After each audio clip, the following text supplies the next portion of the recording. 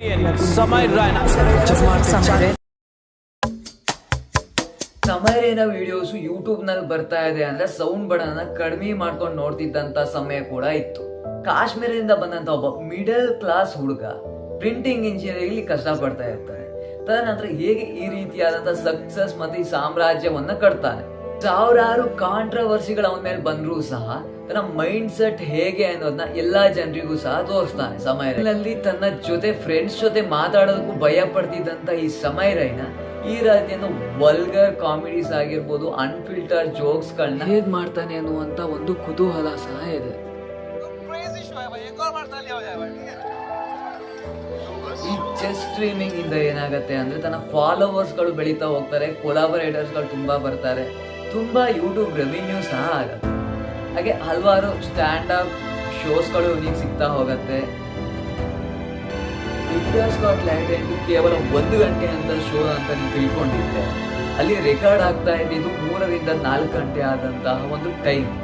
ಅಲ್ಲಿ ಎಲ್ಲ ವಲ್ಗರ್ ಕಾಮಿಡೀಸ್ಗಳು, ಕಾಂಟ್ರವರ್ಸಿಗಳನ್ನ ಕಡಿಮೆ ಮಾಡಿ ನಮಗೆ ಸಿಗ್ತಾ ಇದ್ದಿದ್ದು 1 ಅವರ್ ಆದಂತಹ ಒಂದು time.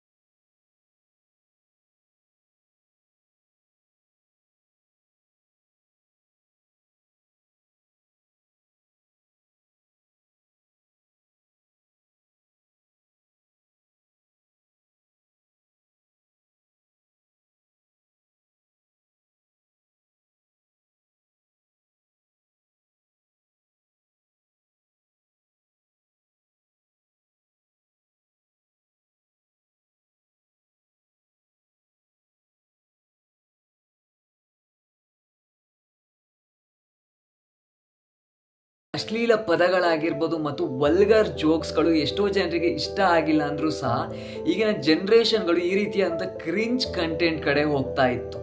If you like the videos then subscribe.